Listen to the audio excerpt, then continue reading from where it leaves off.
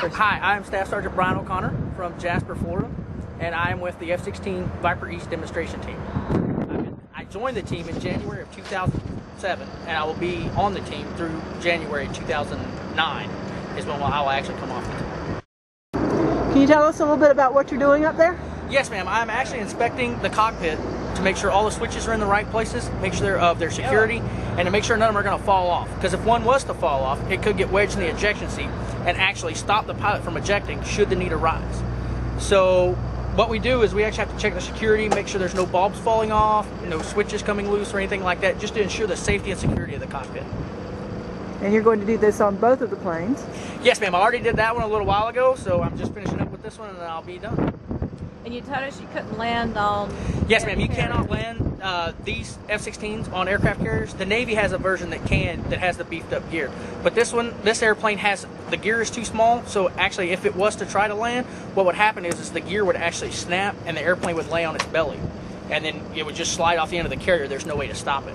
So it would cause a catastrophe if it was to try to land on the carrier.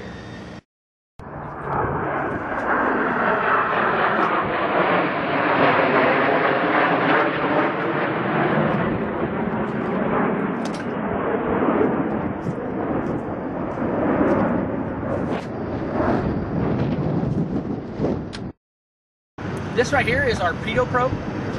What it does is it takes in ram air and actually computes it in a computer to give us our altitude, our airspeed indications in the cockpit. So the pilot knows how fast he's going, basically what altitude he's at. That way he knows if he has enough room to climb or not. These right here are called our AOA probes, our air data, and what they give us is a relative position, or they give us a position relative to the air around the airframe. So that tells us if he's in a nose-up condition, nose-down condition. These are actually used more for landing and for leading-edge flap skids. This right here is our air data probe. This is our backup, basically, for our pitot probe. In case we have a system failure with the pitot probe, this will actually take over and will actually give us our airspeed and our altitude indications.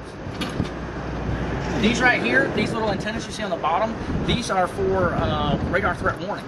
And what these do is any ground radar or aircraft radar that's actually trying to lock up one of our airplanes, these will pick it up and actually display a symbol in the cockpit to let the pilot know where that radar station is at based on his relative situation. So if he's here, he knows this target's out here trying to lock him up. Coming back, this right here is our total temp probe, and what this does is this gives us total temperature of air. It also gives us a ram air indication to let us know dew point, ambient temperature, just that kind of thing, to better help the F-16 schedule everything. Because the F-16 is a fly-by-wire flight control system, which means there's no cables, no pulleys, no nothing attached to the your flaps or your stabs. So everything is scheduled off of an electronic movement. Basically, when the pilot pulls the stick back, there's a transducer that converts that force into an electrical signal. The electrical signal is then sent to your surfaces to actually move your surfaces. So there's no actual pilot interconnect between the surfaces and the pilot. Going back this way, these are our leading edge flaps, and what these do is these will actually drop or climb based off our airspeed and our altitude. Also gear position. If the gear is down, these will actually drop down to help provide lift over the wing to actually increase the pilot stability for slower speed flight.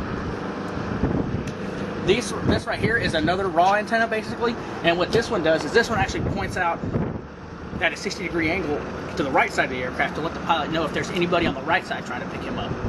That way he knows where the relative threat is based on his situation.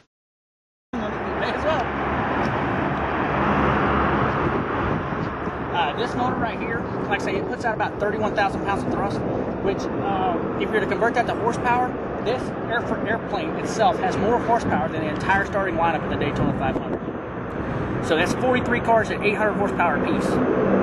This airframe has more horsepower than that. And what you're seeing right here in this section is this is what we call our turkey feathers. Basically, all this does is, as the pilot increases the throttle, this will actually close up. So if you think about it, we're forcing more air through a smaller hole to provide more thrust. So the motor will operate at 100% RPM, but the more you close this, the more thrust you get out of the airframe. They do look like turkey feathers. Yes, ma'am, they do.